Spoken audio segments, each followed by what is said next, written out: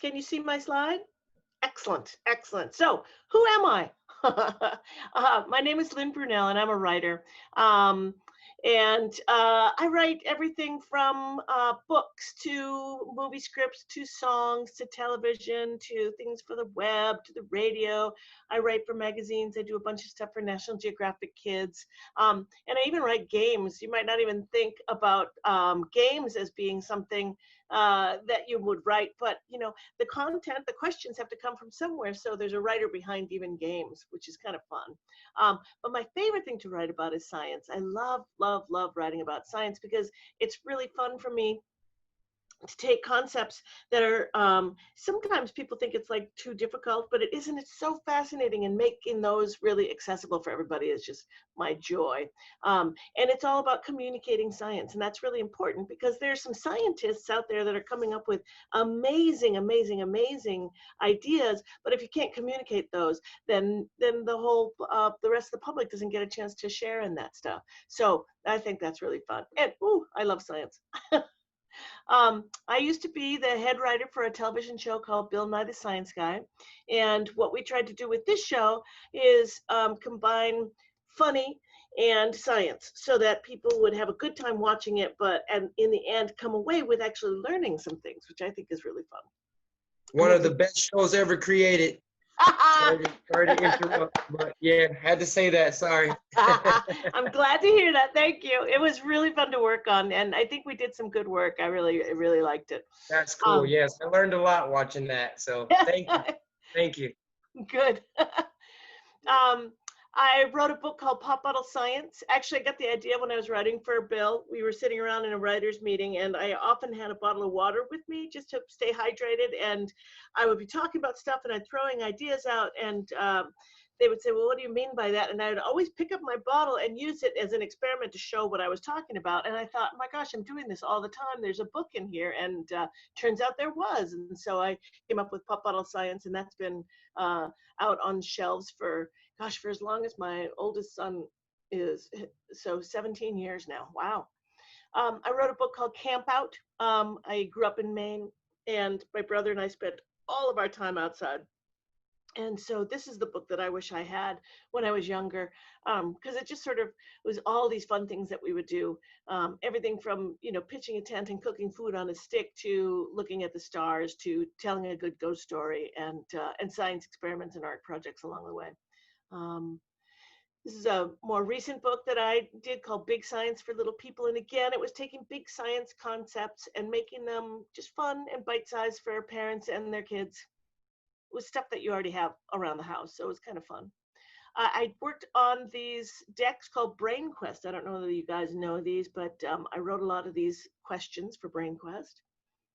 A couple of years ago, I was invited to go and speak at the United Nations about science and education and kids and girls, actually, in the space industry. So it was really kind of cool to meet some of these amazing astronauts here.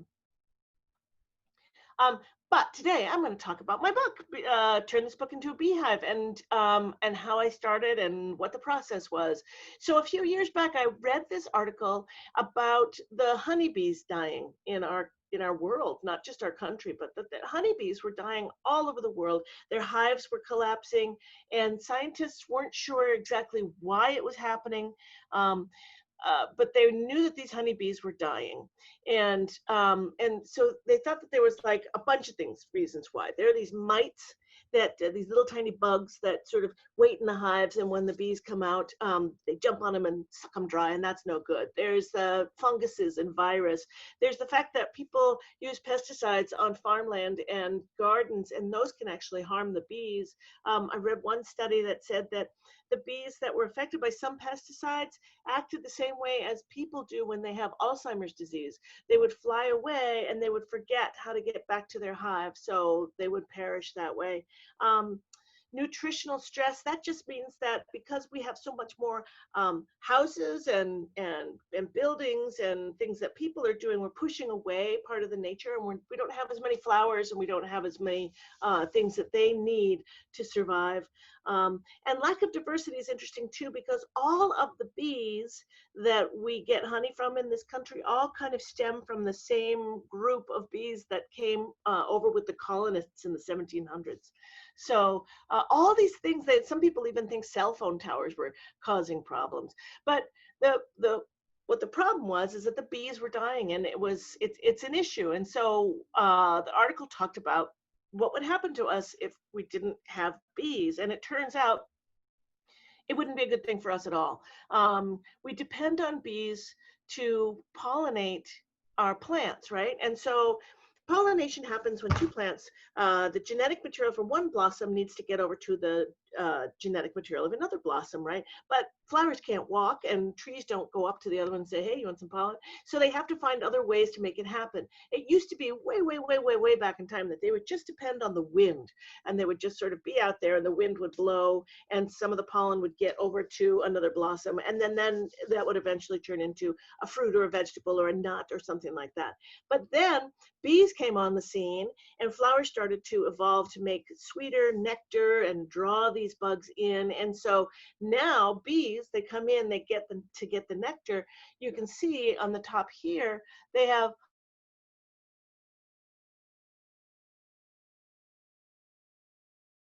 pollen pops off. And so we need these guys to pollinate our fruits and vegetables, because pretty much all of our food, all plants, depend on bees. So here's an interesting little picture that says, vegetables and fruit and beans and peas and nuts. We get that. There's the plants, they're pollinated. But it's funny when you see livestock, because it's like chickens don't get pollinated. But the fact that chickens eat grains and they eat grasses and they eat things that that need pollination in order to survive. So it actually does trace back to the bees. So actually, all of the food that we love, even pizza, you can trace it back to a bee, right? So pizza, you've got the crust, which is made out of wheat, which is a grass, and that's pollinated by bees. But the cheese and the pepperoni or the all that stuff. So cheese, right? That's not pollinated. It's made from a cow, but the cows eat grass, and the grass is pollinated. So you can take almost every food that you love and trace it back to bees. There's a couple that still rely on the wind for pollination, and those are like corn, I think. I think maybe potatoes don't need pollination, but for the most part, all the food that we love comes from bees. So this article, it was a really depressing article that said, okay, if there are no bees, then there'll be no plants. If there's no plants, there'll be no food for people.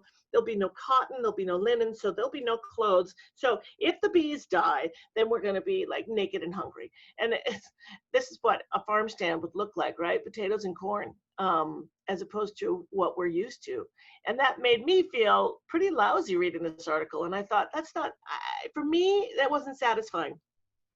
An article that just points out the negatives and doesn't take anything positive action to tell us that we can do anything just makes me feel awful. So I started to do some digging, and I found out so many cool things about bees that I never knew, that I never even knew. For one thing, I thought all bees, I thought they were all honeybees. I thought all bees were honeybees. I thought they all lived in a hive with a queen. I thought they all made honey. And I was pretty convinced that they all stung. And then it turned out that there are way more bees on the planet than honeybees, right? There's like 25,000 different species of bees. And do you know how many make honey? 7. That's like not very many. And it's so funny, because I think whenever I hear bees, I think, oh, it's got to be honey. But that's such a teeny tiny percentage of the bees on the planet that do that. So here it is, 25,000 different species of bees in the world, and only 7 make honey. That's just incredible to me. That still blows me away. So what about all the rest of the bees? Well, it turns out the bees are grouped into 2 groups. There are social bees and there are solitary bees. So social bees are what we think of when we think of honeybees, right? They have a hive. There's one queen, and she's the one that lays all the eggs. She's the one with all the genetic material that's passing on to the next generation. And she's surrounded by a bunch of worker bees who actually are all either her daughters or granddaughters or great granddaughters, right? They're all related to her, and they don't lay eggs. They have the same anatomy as the queen. She's a little bit bigger, but what she uses to lay her eggs is what the worker bees use to sting you. They don't lay eggs, but they have a little sac of venom that's attached to their stinger, and they'll use it to protect the queen. And they're not doing it to be mean. They're doing it to protect all that genetic information. And also, they travel out, they go to flowers, they get nectar, they come back, and they make honey. And that takes a lot of energy. In fact, one bee for its whole entire life can visit this many blossoms, and they come back and they only make 1/12 of 1 teaspoon of honey. So that's a lot of energy put into the honey. So that's why they have the stingers and the venom, because they have to protect these valuable resources. But bees like honeybees that live in hives are the social bees, right? And but even in our country, there's 4,000 different species of bees in North America, and most of them are solitary. So what does that mean? In fact, most of the bees in the world are solitary. It means they don't live in a hive. It means they don't have a queen. Every girl's a queen, which I kind of like. I think that's kind of good. Most of them are wild bees. I mean, the honeybees that we have are kind of the chickens of the insect world. They are domesticated and people take care of them, mainly because they want to get their honey. But most of the bees in the world don't even make honey, as you learned before. So here's a nice comparison chart. The social bees are domestic. That means that they're taken care of by people like farm animals. They live in groups in a hive. They have stingers with venom. They make honey, and they have one queen that lays all the egg. But these wild bees, 90% of the bees on the world are these wild bees that live on their own. They have a stinger, but they don't have venom, so they don't hurt if they do sting you, most of them.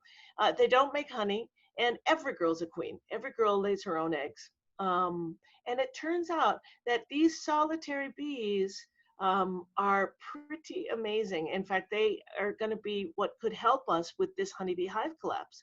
And the mason bee, that's my favorite one. And that's what this book is about. So I'm going to talk to you about the mason bee. And mainly I talk about the mason bee because the mason bee is in every single state of the United States. In fact, it's pretty much in every country except for up in the extreme poles that doesn't live in frozen areas. But in America alone, there are 150 different species of the mason bee, and they all are super, super helpful. In my state, and I think in your state too, there's this bee called the blue orchard bee. And for us, I live out in Washington State, and we rely on these pretty little blue bees to pollinate our cherries and apples and apricots and all these fruits and blueberries, and they're amazing pollinators, and they're really beautiful too, except for when they don't catch the light. When they don't catch the light, they look like flies, but when they catch the light, they look like these little jewels, which I think is kind of cool. So mason bees are flying around your backyard right now. They're everywhere, and where they like to nest, they like to nest in these hollow tubes, right? So they look for reeds, grasses that are hollowed out. They look for holes that have been burrowed into wood by other insects. They look to little crevices, any place where they can tuck in. And each female will have a tube of her own, and in that tube she'll lay some eggs, and the way they do it is pretty remarkable. They don't sting. That's my finger there. And the thing is, before I wrote this book, if I heard a buzz, I ran the other way because I was like, I don't want to get stung. But these things are friendly. They don't sting. They'll poke you if you mess with them, but they're too busy. They don't want to sting. But it turns out these mason bees are some of the best pollinators in the world. And you can see this one just covered with pollen here. And the blue orchard mason bee is a superhero pollinator. Why? Because they're slobs. See, so they're fuzzy. You can see how they're fuzzy they are. When they land on a flower, they're going for nectar and pollen. So they come in and they body slam the flower. They roll around and they get the nectar and they get the pollen, and then they go to the next blossom and they body slam that flower too. And because they're just coated with pollen, they pretty much pollinate almost every single flower they land on. So out of 100 blossoms, they're going to pollinate at least 95 of them, right? Honeybees, on the other hand, are neater. They're not quite as fuzzy, and they land and they just go for the nectar, and they get some pollen on them, but they're not covered with pollen. And then they go to the next one and they go for the nectar. And because they're kind of tidy, some pollen may fall off. It turns out that they pollinate out of every 100 flowers that they land on, they pollinate 5. So that's a pretty big difference. If the mason bee is pollinating 95 out of 100 flowers, that's pretty amazing. The honeybees are pollinating 5, and they're still important to us. But how much more important are these wild pollinators that can come in and pick up the slack? There's one with pollen all over her head. So it turns out one mason bee can pollinate as many flowers as 100 honeybees, which is pretty remarkable if you think about it. And that's helpful to us because we want our fruits and vegetables. So every girl's a queen. I want to talk about this because it's pretty cool. These female bees are pretty amazing. They do it all, right? So she finds, the first thing she does when she comes out in the springtime, she comes out, she's hungry, and she gets something to eat, and then she finds a home. And the home that she's looking for is a hollow tube. As I said, it could be a hollow tube that is a broken piece of grass. It could be in a wood pile, and they will kind of come together, and they'll live next to each other, but they don't live in together. So then she gathers more food, and what she's doing now, she's going to gather some food, and then she's going to gather pollen and pollinate as she does it. And then she scoots into the tube. This is a side view of it. She scoots into the tube and she makes a pile of food, which is nectar and pollen. And then when that pile is big enough, she lays an egg on top of it. And then she flies out and she gets mud in her mouth, and she comes back in and she spackles a wall. You see that? She spackles a wall. So what she does, and then she flies out and does it again. So in a tube like this, she's got, all these chambers, like about 12 chambers, a pile of food with an egg on top and a wall, a pile of food with an egg on top and a wall. And so in the end, she ends up filling 2 or 3 of these tubes in her lifetime, which is like about 36 babies. And then she's done. Her life cycle is over. She caps these so that nobody can get in and bother her babies. She heads off into the sunset, but then the bees inside, all during the summer and into the fall, the eggs hatch and the little grubs eat the food, and then they create a cocoon around themselves and turn into adult bees inside the cocoon. And then, here you go, you can see the side view of this, which I think is pretty cool. But then winter comes, and these bees are fully adult inside their cocoons, but they're in a state of sort of suspended animation because it's winter. They can't do anything when it's that cold. Their bodies can't even move. So they winter through, and then when the sun comes out and starts warming up the days to about 55 degrees, like for 3 days in a row, their muscles can start moving, and they start to dig out and come out and start the whole thing all over again. So look how cute, so cute. So it turns out that these native pollinators are everywhere, wherever you live, right? And wherever you live, meaning you can live in a city, you can live in the country, you can live, in an apartment building. If you have even a fire escape, you can actually create a situation where you can invite these bees into your yard. And you want to invite them into your yard because the more we cultivate these native pollinators, the more pollinating they'll do for the whole of society. So it's actually helping these honeybees. And I've traveled around the country talking about this book, and I've taken pictures of people's bee hotels. So the big one here that says Bee Olympic, that's in New York City at the top of a high-rise apartment building. They've got a garden there, and then they've got this bee house, and it was just buzzing with bees. I think this one over here is from your area. I'm pretty sure that was in Wisconsin when I came a couple years ago. And then this one over here is in Portland, Oregon, wedged between two buildings in downtown Portland, right in the city.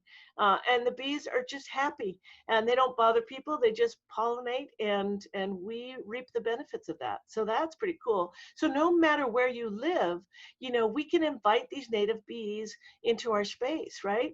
All we need to do is plant bee-friendly plants. And those are pretty much the native plants that are living around you anyway.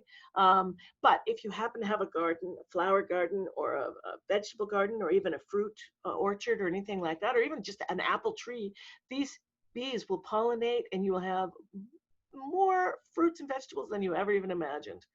You have to just make sure that there's some water and some mud available for them so they can spackle their walls. And then you have to give them a home. And that's what this book is. So it turns out that if you make a home, if you build it, they will come. And so I'm going to stop this share so I can show you how to turn this book. Can you guys see me? So here's my book. Can you see it? Turn this book into a beehive. So the book itself is pretty much, it's a little bit about what I talked about, right? It talks about how bees are the way they are. It talks about how they fly. It talks about how they make honey. It talks about what solitary bees are. There's science experiments in here. But then at the end of the book, there's this whole chunk of section which doesn't have any words at all. It's just illustrated, and it's soy ink, so it's not toxic. And what you're meant to do is tear these pages out and roll them one by one around a number 2 pencil so that you get something like this. A tube, right? See the hollow tube? And this is the perfect diameter for mason bees. And when you roll all of these tubes out of the book, you get a whole bunch of tubes, right? I just attached them with rubber bands. So then you take the cover off the book, and it's kind of a durable sort of vinyl kind of plastic. You turn it inside out, and you match up. There are these little metal rivets here. You match them up, and you fold it over and fold it over again. So then you've got this like kind of a house, and you slip your tubes inside, and you've got a bee house. And all you have to do is hang that in a sunny place, usually under the eaves of a building, or if you're in a fire, if you're in a building with a fire escape, just any place where it's not going to get like completely rained on and where the sun's going to hit it. And these wild bees, if you're lucky, they come. And it's so cool. I did it in my garden, and I didn't even use this before when I was coming up with the idea. You can roll up the tubes with printer paper. You don't even have to use the pages in the book.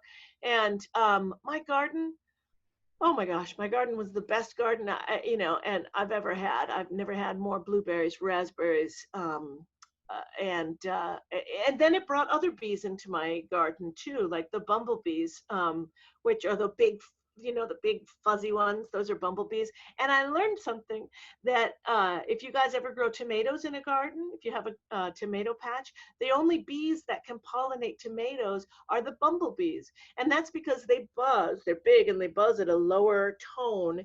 And that tone, that wavelength of sound that they make is the only sound, the only wavelength that will shake loose the pollen in a tomato blossom. So if you see bumblebees around your garden and you have tomato plants, you're going to get tomatoes. So that's what this book is. It's like making a solitary beehive, inviting these native pollinators into our yard. And this is the thing. Kids, you guys all have power. Oftentimes I think, when I was a kid, I never felt like I did have power, but we do. The world is actually in our hands, and it's in your hands because it's your planet, right? And you can make these changes. You can make these small things that you can do to make a difference, to make life better on the whole planet.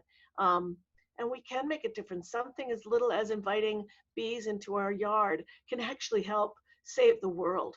And prevent something not so nice from happening. And so that is how I leave you today, that we can change the world. We can change the world one beehive at a time for sure.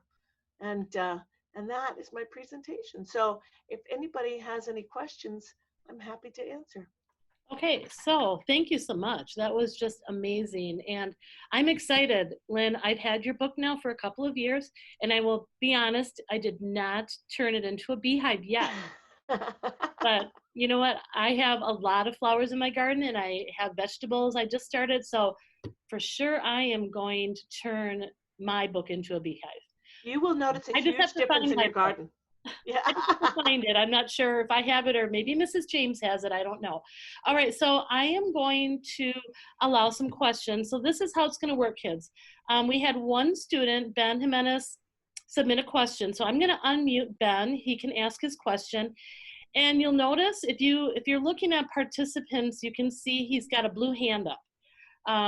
So if you do have a question and you want to raise your blue hand, after Ben is done, if we have time, we can maybe ask for some more, okay? All right, so Ben, let's see, trying to unmute. You should be good. So we lost Ben, but I could ask the question on his behalf. That's Okay. fine. So I think you answered the question on your presentation. We were trying to find out if all bees make honey. Yeah, no, and they absolutely don't. And it's so interesting because I don't know about you guys, but I thought they all did. But I think also the reason why the honeybee hive collapse is such a big deal is because people are interested in honey. They have been ever since prehistoric times. There are rock carvings of people gathering honey from crevices in Australia. There's pictures from Nigeria that are painted on the walls about beehives. So people have been interested in honey for as long as they've known bees.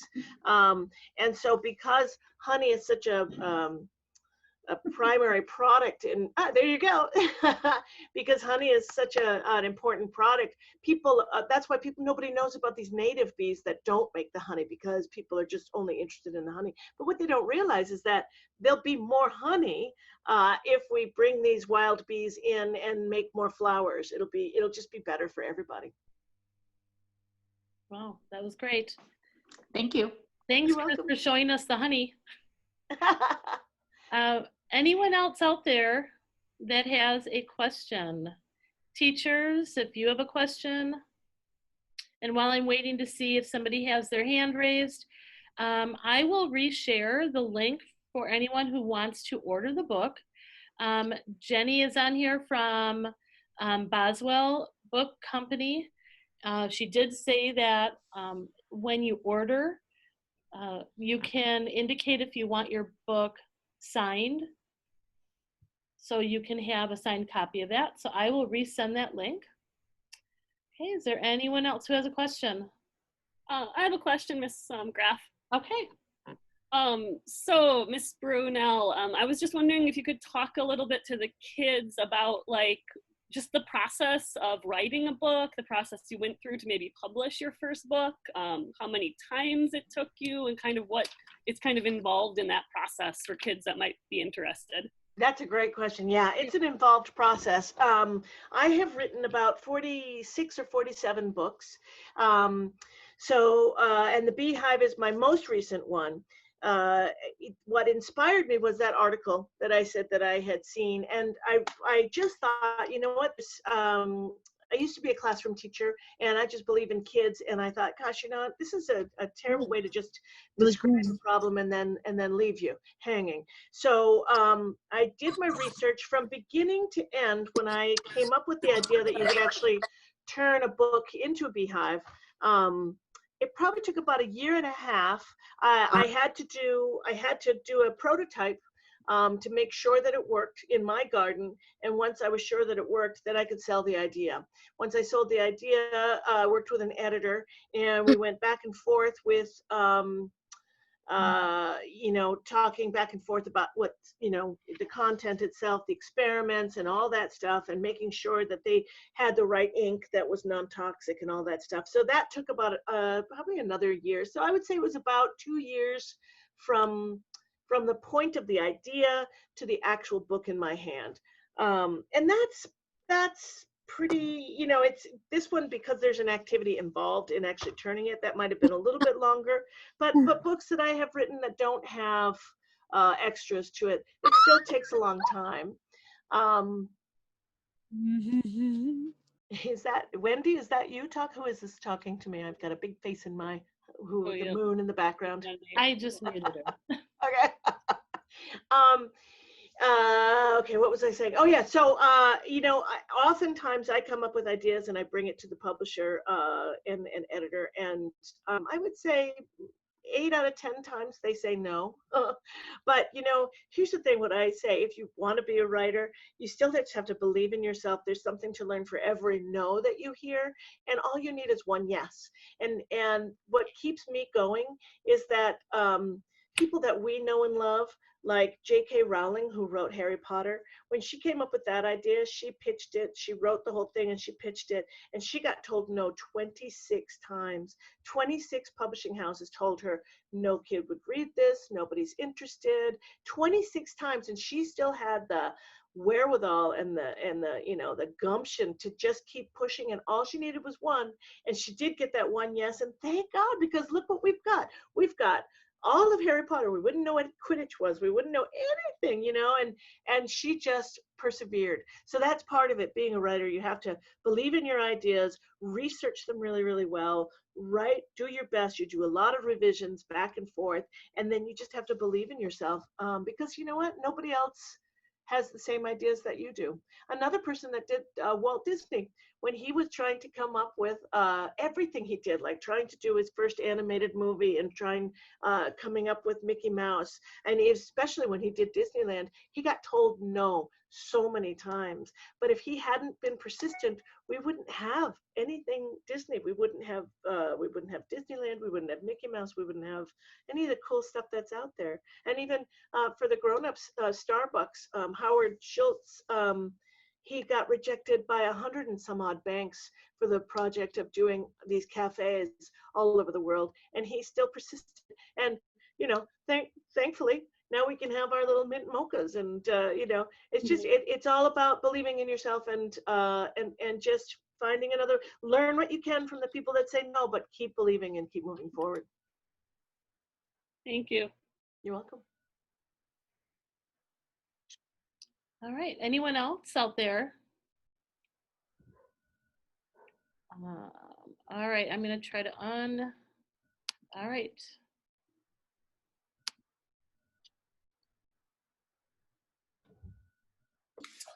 I see a hand up. There you go, go ahead. Hi. Do you have a question you want to ask?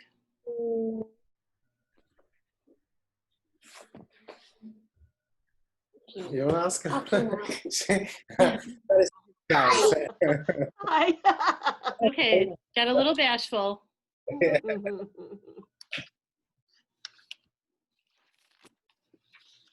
Anyone else? Yes. I think Benny. Okay, I'll unmute Benny. Are you rich? No, I wish. No, some authors get to be rich, like J.K. Rowling. It's sort of like she won the Olympics. She kind of hit the lottery. Mostly, if you like to write, because for me, I write for kids, so I like to write for kids. So I make a living, but no, I'm not rich.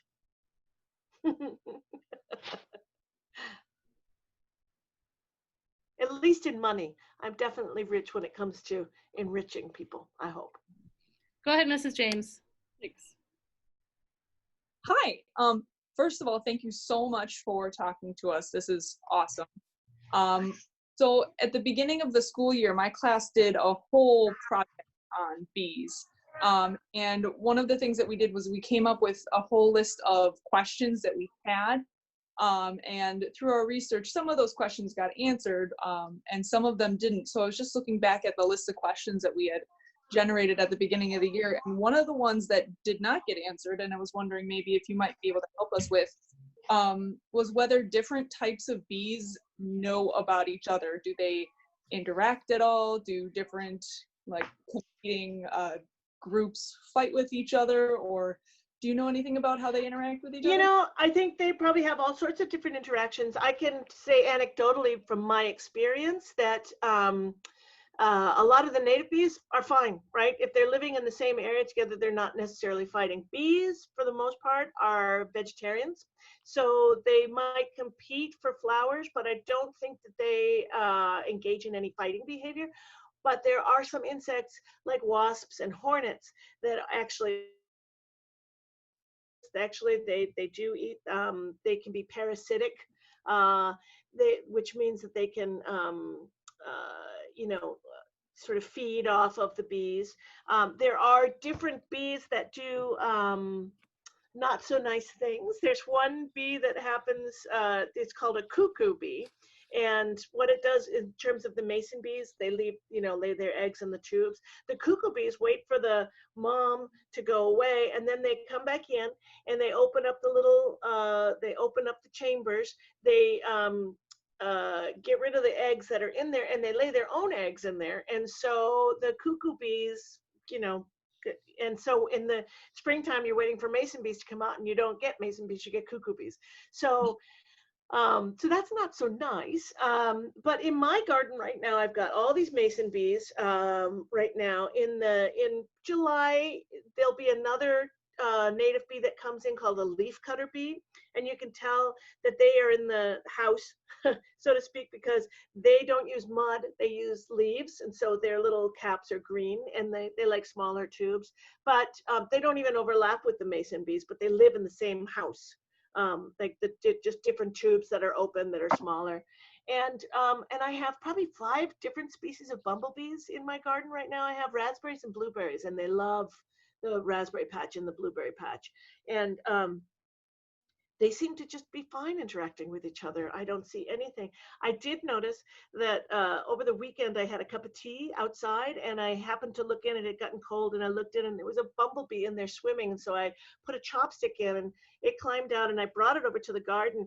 And I was worried that other bees were going to see that it was in distress and maybe attack it. But I watched, and they didn't. They would circle, all different species would come and circle around it, but they didn't bother it at all. And eventually it got all the tea off of itself and flew off. So I'm sure there are stories of, warfare. It isn't happening in my garden right now. And even honeybees from other people. I have neighbors who are beekeepers. They come in and they're in my garden all the time. And I just haven't seen anything. But I do know that wasps and hornets and those kinds of things can be more of a dramatic situation. Okay, wow, thank you so much. You're welcome. Okay, I think we have a hand up over here. So do we have another question? I'm going to lower your hand and go ahead and ask. Do you know who Tui T. Sutherland is? I don't. Who is that? She's the person who made Wings of Fire. I have one of her graphic novels. I'm gonna go get it quick.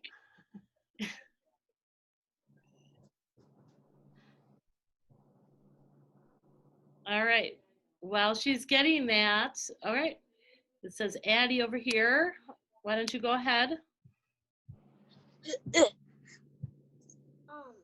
I'm not the one who has a question. She does. Okay. Can beehives be found underground?